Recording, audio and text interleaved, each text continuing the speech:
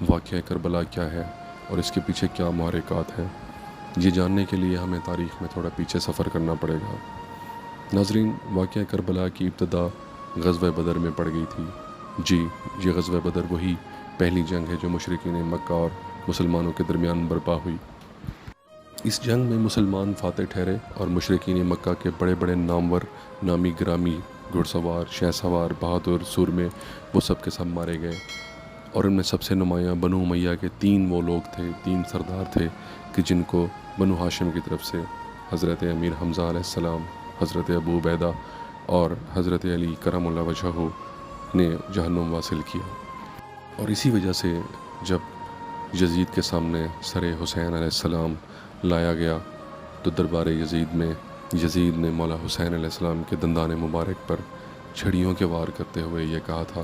کہ آج ہم نے اپنے مقتولین بدر اور مقتولین احد کا بدلہ لے لیا۔ ناظرین، اس کہانی میں کردار مروان بن حکم جو کہ بنو امیہ کا ایک نمایاں شخص تھا، اس کا بھی ذکر آتا ہے۔ اور جیسا کہ آپ ویڈیو میں دیکھ سکتے ہیں کہ مروان بن حکم کا تعلق بنو امیہ کی دوسری شاخ یعنی بنی عاص سے تھا، اور یہ فتح مکہ کے وقت ڈر کے مارے اسلام قبول کر چکے تھے۔ لیکن رسول پاک صلی اللہ علیہ وآلہ وسلم نے مروان اور اس کے بعد حکم کو مدینہ بدر کر دیا تھا۔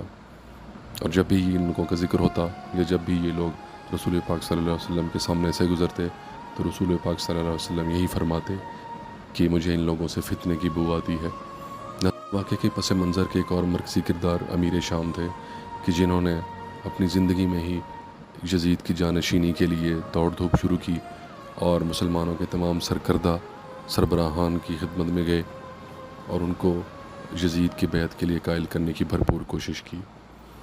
ناظرین، آپ کو یہ بتاتے چلیں کہ جب مولا علی علیہ السلام کی شہادت واقع ہوئی تو اس کے بعد خلافت کی باغ ڈور حضرت امام حسن علیہ السلام کے پاس آئی۔ ان کے دور میں جنگ و جدل کا ماحول رہا اور امیر شام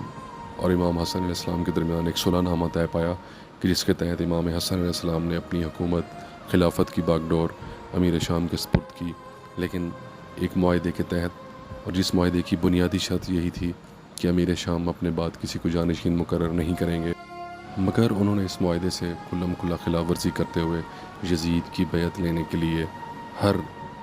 ملک کے کونے میں دوڑ دھوپ شروع کی۔ جن نمایاں شخصیات کے پاس یزید کے بیعت کا وعدہ لینے کے لیے گئے ان میں حضرت عبداللہ ابن عمر، عبداللہ ابن زبیر، عبد الرحمن ابن ابو بکر اور امام حسین ابن علی شامل تھے۔ ناظرین، عبداللہ ابن زبیر امیر شام کے ڈر سے مدینہ سے مکہ روانہ ہو گئے۔ باقی جو شخصیات موجود تھیں ان میں سے حضرت عبد الرحمن ابن ابو بکر اور حضرت عبداللہ ابن عمر نے امیر شام سے یہ کہا کہ آپ حسین سے بات کریں، اگر حسین یزید کی بیعت کر لیں تو ہمیں کوئی اعتراض نہ ہوگا۔ مگر یہ کیسے ممکن تھا کہ کل ایمان کے فرزند اور نواس رسول صلی اللہ علیہ وآلہ وسلم یزید جیسے فاسق و فاجر کی بیعت کرتے؟ چنانچہ انہوں نے انکار کیا۔ اس وقت امیر شام واپس شام چلے گئے، مگر اپنے انتقال کے وقت یزید کو یہ کہہ کر گئے کہ پوری دنیا تمہاری بیعت کر لے مگر حسین ابن علی نے اگر تمہاری بیعت نہ کی تو تم کبھی حکومت نہیں کر سکو گے۔ یزید نے تخت پر بیٹھتے ساتھ ہی ولید ابن عقبہ کو مدینہ کا گورنر بنا کر بھیجا۔ جی، یہ وہی ولید ہے جس کو حضرت عثمان کے زمانے کے اندر کوفے کا گورنر لگایا گیا تھا، اور یہ وہ شخص تھا جس نے کوفے کا گورنر ہوتے ہوئے حالت شراب میں صبح کی نماز کے اندر 2 کی بجائے 4 رکعت نماز پڑھا دی تھی۔ ولید نے حسب توقع آتے ساتھ ہی امام عالی مقام سے یزید کی بیعت کا مطالبہ کیا، جس کو امام نے ٹھکرا دیا۔ اس پر ولید نے یزید کا حکم نامہ سنایا کہ اگر حسین بیعت کریں تو ٹھیک، ورنہ ان کا سر قلم کر کے دمشق روانہ کر دو۔ یہی وہ وقت تھا کہ جب مولا امام حسین علیہ السلام خانوادہ رسالت کی خواتین اور بچوں سمیت مدینہ سے مکہ کے لیے روانہ ہوئے،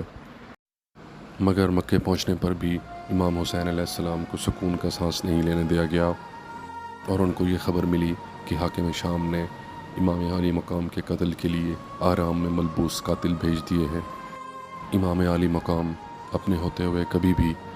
کعبے کی بے حرمتی اور پامالی کا تصور بھی نہیں کر سکتے تھے، کیونکہ وہ حجت خدا تھے، اور بطور حجت خدا وہ کبھی بھی اپنے سامنے کعبے کی حرمت کو پامال ہوتا ہوا نہیں دیکھ سکتے تھے۔ چنانچہ انہوں نے حج کے آرام کو عمرے کے آرام سے تبدیل کیا اور خانہ کعبہ سے رخصت ہو گئے۔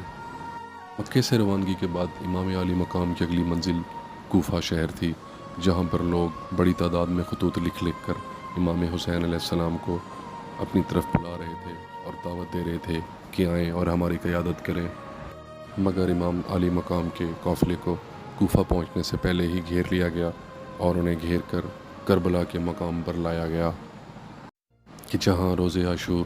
10 محرم الحرام کو امام علی مقام اور ان کے تمام ساتھیوں، بیٹوں، بھائیوں کو بڑی بے دردی کے ساتھ اور ظلم و ستم کا نشانہ بناتے ہوئے شہید کر دیا گیا۔